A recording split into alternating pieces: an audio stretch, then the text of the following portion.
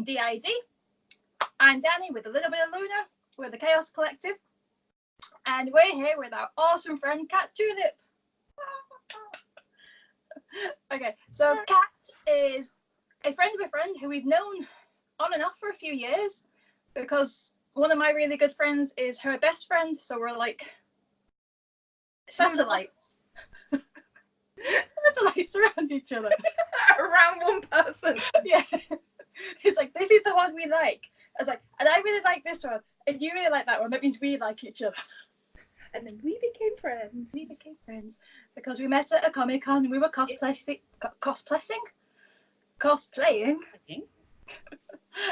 Critical Role. So Kat was the awesome Yasha, yes, and I was Vexalia, and my Labrador Holly was Trinket. And at the time, I don't think you knew about the DID properly, did you? No. So I knew about your other condition. Yeah. Why you have Holly, but I think that came, a few weeks later. Yeah, because it was around the time I hadn't been diagnosed professionally, but I was aware slightly, so I was talking to Cole about it.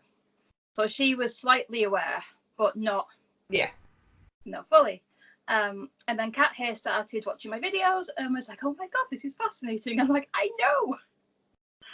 And just genuinely, like, the way you present it and the talk about it, and I really just enjoyed sort of your openness.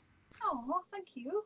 What? So we thought, because we're both super huge geeks, if you can't tell by the Critical Role t-shirt, this is Trinket, and all the geeky nerdy stuff in the background there. When I was trying to explain about my alters to people, I came up with a great analogy that Kat's helped me with, as to how I basically have a D&D party in my head. I basically have like a Critical Role cast in my head, and they talk in the same way.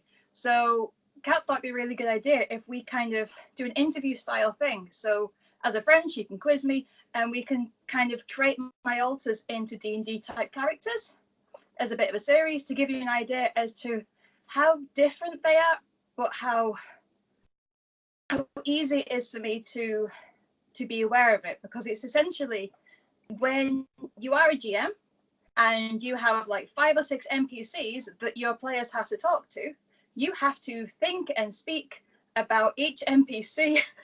Oh yeah. And as a GM, by the way, I totally get this. Yeah. So I thought this would be a really good way of helping people to understand, because anyone that plays D&D or Pathfinder or Vampire the Masquerade, any RPG, is when you've been playing your character for a long time, you can be in a situation and know exactly how your character would respond in that situation as opposed to yourself. And that's basically what happens in my head. And I can look at someone like Laura Bailey, and I can see Laura Bailey as the wonderful voice actor that she is, but I also see Jester, I also see Vexalia. You look at Matthew Mercer and you see hundreds of different characters. You look at, Travis, and you see Ford, or you see Grog. And that's how I see people that have DID, is I look at them, but when I look at them, I also can see the different alters as different people almost standing with them, if that makes sense. Yeah.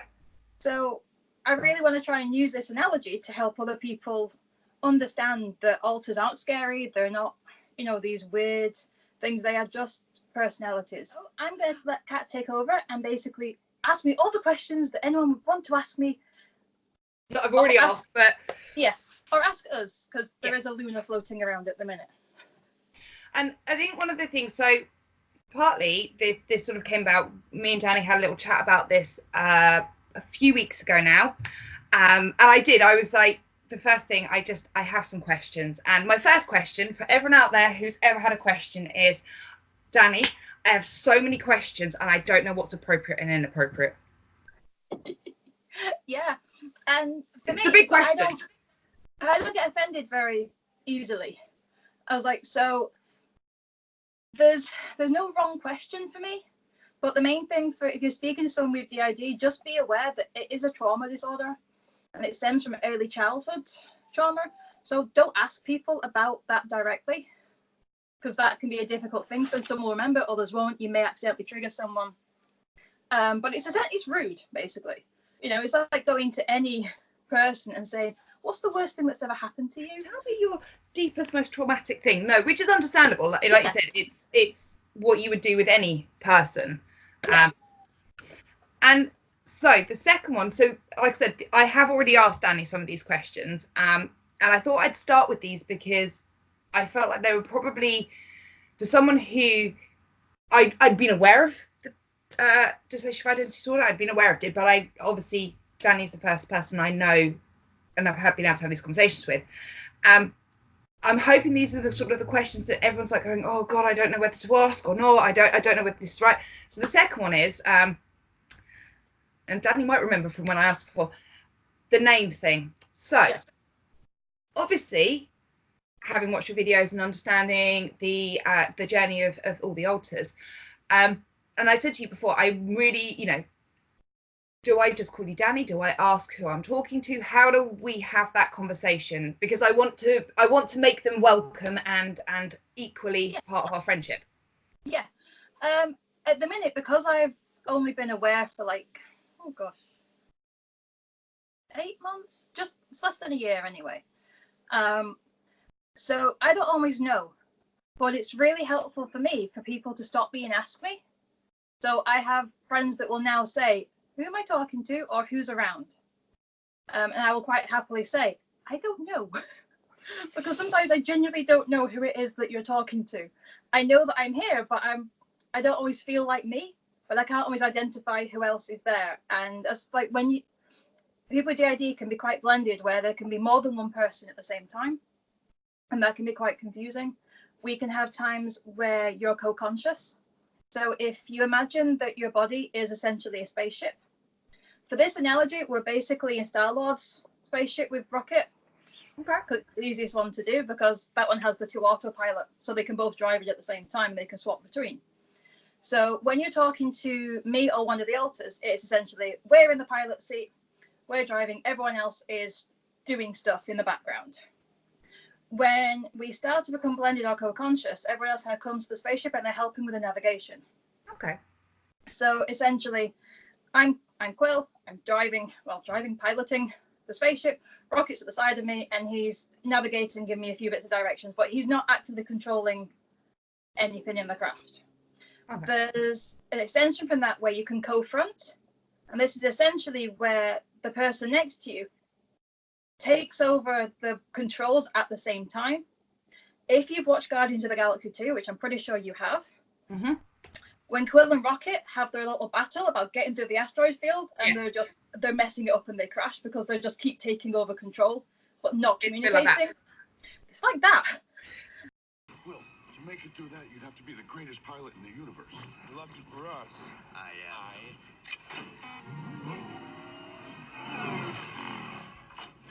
What are you doing? I've been flying this rig since I was 10 years old. I was cybernetically engineered to pilot a spacecraft. You were cybernetically engineered to be a douchebag. Anything's happened. That's basically it. It's like that can happen. So I will find myself like picking up or moving things, but not actually meaning to do it. Or when you listen to me speak, if there's more than one of us here at the same time, the tone will change, the words will get muddled up because it's 2 people trying to talk out the same mouth. Okay. Very confusing. So on that note, yeah. Who am I talking to right now?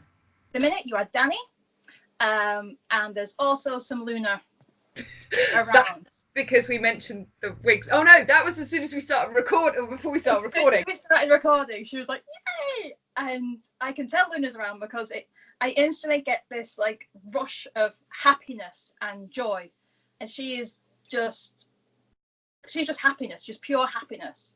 So I become incredibly extroverted and social, and I'm not that extroverted. I like to stay indoors with a book, play some video games, read my comics. She likes to go out and meet people and socialize, which is awesome. So you may find during the video, well, you will see as the series progresses, that I will switch and change, and it's very subtle switching for me quite often. You don't always see a very sudden switch. So we can test you as we go on and see if you notice any switches. That's actually, yes, one thing we've discussed. It's the what I think we called it, what did Cat learn? Well, what did Cat see? So obviously one of the things that I want to do is, because obviously Danni is very helpful, and one of the things I love about the videos is the little bits of information you put up, and when you explain what certain actions mean. So obviously you talked before about when you play with your hair a lot and that kind of thing. Yeah. So it's going to be really interesting for me to record this with Danni and then watch the video when it goes up before we record the next one and be like, oh, did I, and whether I saw things, and our theory is that the longer we do this, the easier both the switches will be for you guys, and that I will notice it. Yeah. Or not. We should see it, because usually the more you talk about one particular altar, it's like being in a room with people and talking about that person. If they overhear your name, you're going to navigate in that direction out of your curiosity. The same thing happens. So the more you mention a particular altar, that altar will come forward. Whether they switch completely and take control, or just watch in the background. Yeah, or just hang around in the background. But you'll see just by the things that I will do with my hands, stuff that I'm not aware that I'm doing until I watch the videos back myself. So I will do a complete video and I'll think it's me the whole time. And it's not until I look back and I'm like, oh, that's not me. That's not my voice. That's interesting. There must be, so obviously one of the things you talked before about the amnesia. Yeah. So I guess that, because you talked about that sometimes it will be that you something will happen and it will come across as it's quite recent to Danni, but actually it happened a while ago because of where, and it also could be in such a short time as recording a video, you can have that amnesia as well. Oh yeah. There's loads of unusuals depending on what we're talking about, how quick it happens, and usually whenever I'm talking with people, Nuffle, you're making noise. Is that I'll be aware that I'm talking to people, I'll know roughly the topic, but I'll forget the details. Okay. So if I'm very blended or very switchy, I forget the details of what it is that we're talking about. Because someone else is there talking. So it'd be interesting for me to know what I remember, especially when we start kind of writing down character sheets and things. It'll be have I remembered that, I have a gnome bard in my head, or, a drow sorcerer or something. It might also be interesting, I suppose you could learn something about them depending who's come out as we've created the character. It would be interesting to see if there's something they put in, if we start building their backstories, that they put in that you're not aware of. Yeah, I'm really interested to see who comes out as this kind of progresses, and if they put on stuff. So if you kind of suggest, oh, well, should you make them this, and they might kind of say, actually no, because I'm nothing like that. This is what I would like to be if I was in that world. So like the classes and the races are going to be quite fun of how I think would fit their characters and how they think would fit their characters, because we all tend to be like, oh well, if I was in that universe, I would probably be, I know I would be an elf ranger, for example. That's usually my go-to. That's what I met you as. So yeah, it's like that's my go-to character as in most things that I like to play. I like to play the archers, and I like to have some kind of magic abilities, and I adore elves. But I know that, say, my Alta Sonia would definitely be a barbarian of some description. I'm not sure if she would be human or if she would be like half orc or similar to Yasha in that kind of more, I can't think of the word. She's not quite celestial, but the more powerful, bigger. Yeah, because she's an Asimir. That's it. I was like, I can't remember the word. Okay, so obviously one of the things that both me and Danni are hoping from this is that I'm going to start with these questions, but I think we said we wanted people to, if there's questions that they wanted me to ask for them. So if there's anything there that you've ever worried about or you ever wondered, then obviously I'm happy to be people's voices and ask those questions. Going back to the sort of amnesia and the altars, I guess, like, for me, it's never been a concern because I think we've discussed this before, that I didn't just get one friend out of this arrangement. I got 9 friends. So yes. I'm okay with that. But I wonder if other people might worry about this, that if they've got a friend who, or a family member who has DID, So when I met you, we discussed who else I met. So I have met Luna, and we think I've met Anita. So, but I've not met the others. No. Do the others, where is that? I'm trying to work out how to form this question. I think you know where I'm going. Yeah.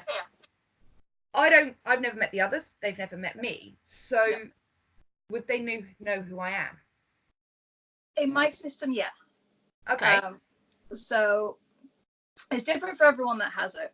But because we're co-conscious quite a lot, because we've lived this way for, in my 30s now, we've lived this way for a very long time. We've always lived like this.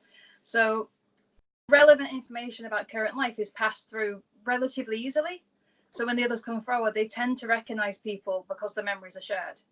For us, it's generally traumatic memories that aren't shared, or things that people don't think is irrelevant. So Danielle will have no knowledge of the conversations we've had, but she'll know who you are. She'll know you're a friend of a friend, and she'll know that you're into geeky stuff. That's probably about it. Yeah. And it's usually whatever Anita tends to share with everyone. Okay. Which she obviously has that protector, sort of, I can't remember how you explained it, sort of that slightly protector kind of guardian role. So yeah, she's kind of a gatekeeper. So she lets everyone know if this person's safe or not, and Yeah, it's like everyone is like classified to her as safe, unsafe, mid-ground, and it's like these are relevant details. You may or may not ever come into contact with them, but most of us will recognize you. The only time is if it's out of context. So sometimes I will be, say, shopping or something, and I'll see one of my professional clients, and it will take me a while for it to filter through who that person is because they're not in a dog context. So I don't know. I work with dogs. So if I see people, it's like if you see a work person out of work on a night out.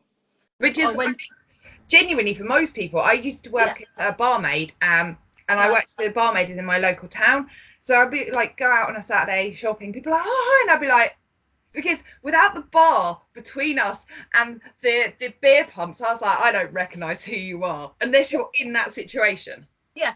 So it's very similar to that. I mean, everything that we do because of DID, pretty much everyone will do in some context, just not to the same degree that we do. Yeah. So that the dissociation in general, everyone dissociates. Everyone has like the highway hypnosis stuff. Everyone will zone out into a movie and not hear what their partner said. If you're tired, you can have a conversation with someone and you're like, I'm sorry, words were coming out. I have no idea what you just said. Yeah. Everyone has those moments. It's just we live it a bit longer.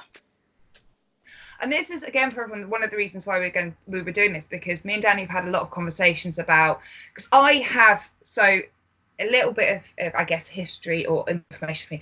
I have a terrible memory, and Danni once discussed how she'd like to have a conversation with someone who has a bad memory to find out how that compares to the amnesia. But also, I have had an interesting journey myself with my mental health, and I recently discovered that I might be on the ASD spectrum. And again, there's things that are very similar but very different between the way we've handled our situations. And again, the dissociation, I always say to my other half, if he has a conversation with me before I've got up, I don't remember it when I got downstairs. The amount of times he's like, you agreed to this, and I'm like, or you said this, and I'm like, and I'm literally now at the point, I'm like, if I'm speaking to you and I'm not out of bed, it's not actually... Yeah. You can't take it seriously. Just ignore everything I say till I'm out of the bed. I like that with in the morning. It's like I have to have a cup of tea. I live on tea. We're English, tea's a thing. And I'm like, unless I've had my morning cup of tea, I'm like, I'm not even here. It takes me ages to wake up and get to a place where I'm able to actually think and listen. Because it took me, I only realised this by a tweet the other day where they were like, oh, it takes so long for us to get up because there's more than one of us waking up. And I was like, oh my God, I've never thought of it that way. I was like, there are literally 9 people trying to wake up right now and function. And bearing in mind, there's 9 people who are not all the same age and in the same in No, I have a couple them of the circle teenagers of life. Yeah. that will want to sleep until lunchtime. And I'm like, we need to get up and do stuff, guys. They're like, no. We've got a job, you know. Yeah. We're an We've got adult. kids, we've got jobs, we've got dogs, you know, we have responsibilities. I have been telling a lot of people about this when this comes out. So anybody I've told about this, I'm hoping you're watching this. This is Danni, by the way. I'll have told you about her. She is awesome. In fact, they're all awesome. They're all awesome. No one is not awesome. Well, Scarlett's a bit of a bitch, but you know. Well, I mean, I have a bitch side. That's one of the things that we've discussed a lot in these conversations, is this idea of that. I mean, we all have sides of our personality. Mm-hmm. We all have. So I guess for those people out there who either have heard negative things in the media or worry because there is these stigmas involved, we've had this discussion, but they're just people, right? Just people. Just like I'm a person. Yeah, it's like we are no likely to commit a criminal offence or attack someone any more than anyone else is going to. The vast majority of people are not violent. A lot of people do have a persecutor alter, and that's usually like the bad alter in the system. But they're not bad to other people. They're bad to us, and it's a very twisted way of protection. So it's, we need to get out of this situation right now, or we need help. You're not doing anything to get the help you need. Therefore, they will do something extreme to get attention. Yeah. To get someone else. So it's that impulsivity side that a lot of people will have when they're in times of distress. So the alters will do something to us rather than other people. The only time you'll see a bad alpha be aggressive towards someone is in defense, just like anyone else. If you go up to someone and you attack them, be prepared to be attacked back. And that's just, again, like, it's normal. We've had this conversation before. So, me and Danni have talked about this, the fact that, not being funny, if someone tries to do something to me that I'm not happy with, I'm going to lamp them. Yeah. The only difference is it's definitely going to be me who does the lamping, whereas with Danni, it could be... Sonia. Yeah, I'm like, oh no, I'm like, I'll talk, and then the one that actually hits will be one of my other alters, Sonia, because she knows how to do that. She took all the martial art lessons and stuff, so she would come out and do that. I wouldn't remember it quite as easily, and I'd be like, oh, something happened. Obviously, just as a note, me and Danni, neither of us ever lamp people. We're very, very loving. But it's that kind of thing. It's the idea of, we discussed this earlier, actually, before we start recording. Everybody has either a sort of darker side or a angry side, a more aggressive side. And so therefore, if you think about, I weirdly, both me and Danni talk about, before Danni got diagnosed, you talked about yourself in modes, and I talk about myself in modes because of the way my brain functions. But everybody has those different sides. It's just how the sides have formed into beings. And you just mentioned it now with Anita, and you said Sonia has done all the martial arts, and you wouldn't remember. Yeah. Did you physically take those martial arts, but it was Sonia who did it? Yeah, so with that one in particular is I signed up for the martial art lessons. I know I was there. I would not be able to run you through what I did. I know roughly what I would have to be able to do, but I can't remember. But when I'm in a place where I need to, or if I'm sparring with a friend of mine, I will suddenly be able to do it, and I will go from being really rubbish to suddenly really good. And I do the same thing when I'm playing video games with friends. Okay, so is it Anita's the video games? Anita's the gamer. Luna tries, bless her, but likes to have fun. Enthusiastic. Yeah, whereas Anita and Scarlett prefer gaming. Anita's more of she would just be sat with headphones on all day, just escaping into video games. And I was playing with a friend of mine. We were playing, I think it was Injustice, and I love playing Injustice because it's all my DC characters, so I love fighting, but I'm not very good. And he's like, how come towards the end you suddenly become really good and kick my ass? And I'm like, because Anita gets frustrated and takes over the controls. And he's like, get out of the way. Literally, because I'll be like pushing buttons and just like jumping around, and then suddenly I'm doing combos that I don't have no idea what I'm doing, but I'm like doing them in sequence where clearly there is a memory there of what to do with these characters that I don't have access to. And he was getting really annoyed because I kept kicking his ass at such late in the game, because he'd be really, really happy that he was winning, and then boom, I would just come through. And he's like, how are you doing that? I'm like, it's like, it's Anita, isn't it? And I'm like, yeah. He's like, tell her to F off, I want to play you. And I'm like, I don't know how to. But that must be, how do you cope with the fact that, because obviously, again, the art stuff, you said before that it's only Luna and Scarlet. Yeah. So how do you, like, that just, for me, like, I mean, obviously I'm either good or lame at stuff, just me. Yeah.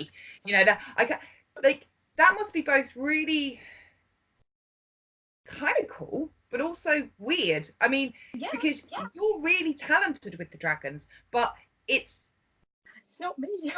Yeah. I feel like a fraud. Well, actually, how does that make you feel? It was like, some of them, because I mess around with the clay all the time, and if I try and do something, I can do bits of stuff, but I have to keep redoing it because I'm just not able to do it in the right way. And I find it fascinating that I can watch myself and I see my hands moving, but I have no idea what. I just have these images and there's this thought passing in my head just saying, just do this, and I'm just watching it, and like I'll wake up in the morning and there'll be like a new dragon there that looks amazing, and or there'll be like a really cutesy one or a really detailed one. And I'm like, I have no idea how I did that. Do Scarlet and Luna have a different style when they create? Yes, very much. Luna likes very cutesy type things. Okay. So she will have lots of colours. She'll have the big eyes and kind of grins. The cute face. Really cute facey ones. Whereas Scarlet likes details. Scarlet likes things to be more realistic. Okay. So the dragons that have lots of scales on them have like really exquisite horns. Scarlet. The ones that are more kind of, that's not Luna. Because that's just like Luna, really. Yeah. One of the dragons, Scarlet got quite annoyed about in my head because she did a relatively detailed dragon and Luna painted it pink and blue. It wasn't supposed to be a pink and blue dragon. Oh. So there's little things like that will happen, and it's almost like the sisters and have this sister kind of rivalry going on in my head. Because they're both quite creative, actually, because they're both into the sort of cosplaying and that side of things. Yeah. It's just Scarlet tends to be a bit more bitter and resentful. She's who I imagine I would have been if I let bad stuff get to me. You know, trained as well, which I might show at some point in one of the videos, like when I take notes and stuff. And I was looking at my notebooks for my RPG game and my console notebooks, and I'm like, they're completely different sets of handwriting. I'm like, clearly whoever's in a console doesn't play Vampire the Masquerade. Clearly not, no. Well, actually, that's quite interesting, because if you're writing out the character sheets, as you do it and start, they may end up each being written in different handwriting. And it's stuff I don't even notice until afterwards. I'm like, oh, that's a bit weird. And this is the other thing, like, again, going what we were saying, like, I have 9 friends, because actually there's so many things, you know. I love gaming. I love the music that Scarlet likes. I love the creative stuff. It's just no different than meeting someone who has lots of different sides to them. Yeah. Which is why I wanted to do this, because then we can go through, rather than like a Meet the Alters video, we can have a create with the Alters, and I can be co-conscious with them quite well now. I can't always switch on command, but I can then explain to people that are watching this of, we're going to do Luna's character this week, so this is who Luna is. Let's create her character. What would she be? What would she look like? And I can basically explain to people what she would look like as we build this character. And then if anyone fancies drawing them, by all means, I'd love to see them. That would be awesome. That's like, so people can see them more as well-rounded people, just like you would do with any D&D character. It's just the difference is these are characters that I hear the thoughts of. But it's not voices, it's thoughts. There's a difference. For me, it's a difference anyway. Well, no, it is, you know, it's because also you talked about how before, you know, when we hear our voice, when we have our internal voice, it is just our internal voice, whereas yours are these different thoughts and other full grown, and you know, whereas my thoughts will always be very similar to the things that I can do and relate to, there's thoughts there that are not related to things that Danni has done, like the art, for example, you know. Yeah, the stuff in, and like it's weird because I've always thought this way, because DID just doesn't happen overnight. It starts in childhood, so you grow up with it. So I have thought my whole life that when everyone has their inner monologue, that everyone hears their thoughts in different voices, and they can talk over each other and contradict each other. And everyone can be indecisive about something, saying, do I want to do this? Do I not? But the reasons behind not doing something are all different. And I can have the same emotion, but something that will make me happy will make them different. So it's not a, if I'm in a particular mood, I want to do this. It's a, this person wants to do this. And I will find myself getting really giddy and excited over things like unicorns. That I like. I'm not against unicorns. I prefer dragons. I prefer wolves. Skittle, my little, and Luna adore the unicorns. So, and because they're so outgoing, especially Skittle, because she's basically a child, my reaction when people show me unicorns is incredible.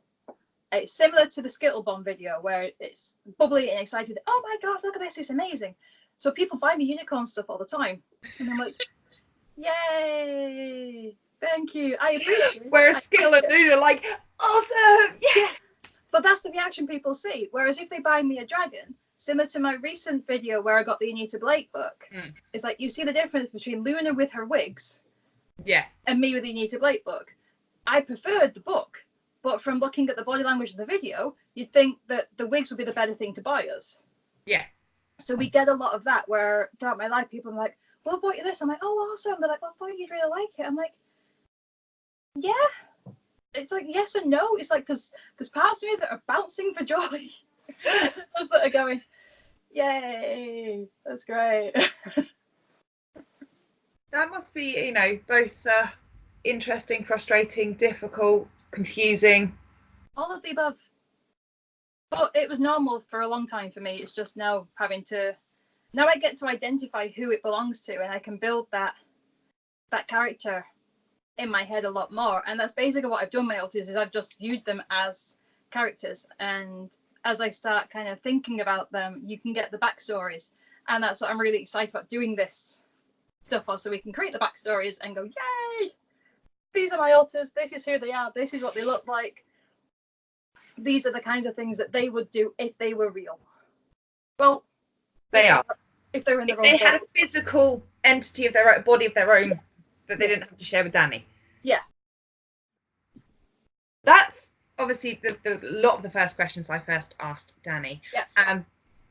Obviously, do, you know, people, if there's questions, if someone's watching this and thinking, she didn't ask my question, the thing I really want to know, find us.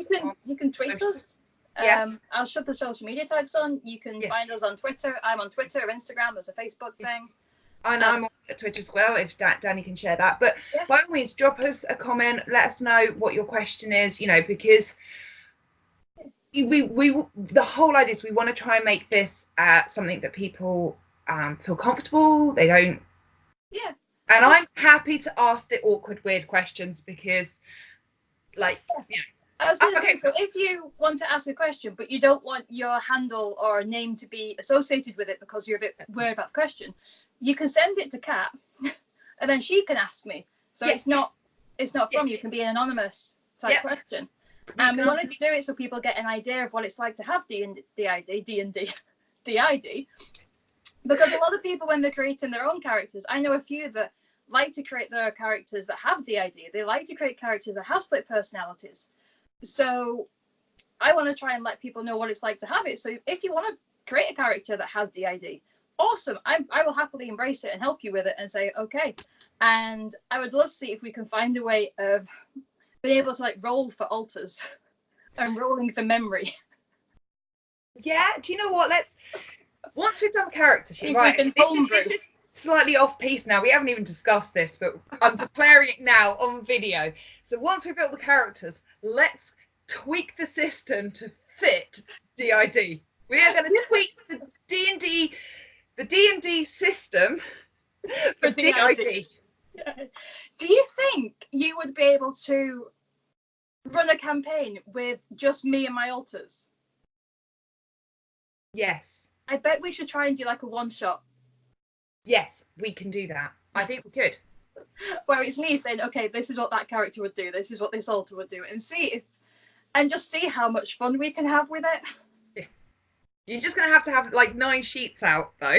Yeah, I'll have like 9 of my character sheets out, and then I'll be having to like think about what each person wants to do in that situation. But you know what would be great for me as someone who, because I occasionally play D&D and RPGs, but quite often I'm the GM or the DM. I run a campaign that I've been running for a while. So what would be great for me running a one shot for you is going, I don't have any characters to remember. I don't have as many as you to remember for a change. Yeah, I've got more of them. I'm just gonna have one NPC. That's it. That's all you'll need. Reverse. You're gonna have all the characters, and I'm gonna have one. It'll be interesting trying to work out the rules of it and how we can roll for like dissociation and roll for switching, because in the story you could potentially put things that might trigger one of the alters spontaneously. So we might be in a situation where my character wants to run, but you know, we switch out and instead we run in and fight. So there's loads of ways that we can do it, because I can't, I'm a gnome. I'm a gnome wizard. Yeah. Because stuff like that will happen in my day-to-day life. Is like I'll try and do something, but the wrong me will be there, and I'm like, I can't do anything right now. It's like I plan to like, so if I spend time aside to say, okay, I'm going to spend a couple hours making something out of clay. If Luna and Scarlet aren't around or don't particularly want to make clay at that point, I'm just sat there messing with clay. And I can't do anything. I'm like, it's the wrong me. The only time that doesn't have an effect is when I'm seeing a client at work. It's like Danielle will always switch and show up. But Danielle's like, everybody back off. Yeah, this is my area. This is my area. We're sciencing now. Just. Yeah, because I know you've talked about that before, about the fact that there is stuff about her the science side of her job that is Danielle's. Oh gosh, yeah. I don't understand a lot of the stuff that she does. And no, I think that's it, because there's been a lot of questions, and you know, we'll see. I mean, I'm going to write down some more for next week, or next time we record, 2 weeks time, I think. But again, obviously, please do, you know, I know I've got a couple of friends out there who said they'll watch this and that they've got questions. So please send me those questions. And if we follow each other on Twitter, you know, you can always DM me. So if you don't want, you know, it to be out there in the public, or just, you know, comments or comment on the channel below. So next time, do we want to get to a character? Or do we want to do another? I think we should do a character, and then maybe do like a character, and then maybe do like another question one, and then another character, and maybe kind of alternate it a bit to give people a chance to get involved. And if there's enough people interested in subscribing, we could potentially do like a live chat. Yeah. And actually be live for people to actually answer questions there and then. Yeah. There's options for people. But this week I think we should definitely do a character. For anyone watching, if you have a suggestion of which alter you want to see a character for. Yep. Who you want to see first? We haven't picked who we're doing first. No. I mean, I have an idea who wants to go first. I know who wants to go first. Yeah. I can hear in my head going. But obviously, if there's anybody who would like us to do first. Yeah. Other than who Luna wants us to do. Yeah. We're going to have a chat off camera about this anyway, but if anybody has suggestions of how they'd like to do it, because we want this to be something that's quite interactive and people get involved in, and that people can feel that they have some kind of connection to. If you think out there you'd rather meet each of the race and class and names and have that all down, you know, and then we can go into the characters, let us know. Or if you just want us to get straight on with someone, if there's like, I really want to see this character, let us know. Let's fill this altar, and then we'll have like a week on each altar. There's lots of ways we can do it. Let us know which ways you would like to see it, and we're happy to be guided by you, because I just want to educate people that people with DID were not, hopefully I haven't scared anyone in this. Hopefully you're not intimidated by anything that you've seen. I mean, So, I'm really intimidated by how awesomely talented you are. All of you are. I'm super jealous of the art brain and the science brain and the everything else in between. Thank you. Okay, so I will say bye to everyone. Come back again and subscribe, and you can keep in touch with what we're doing. But come say hi on Twitter and stuff otherwise. So.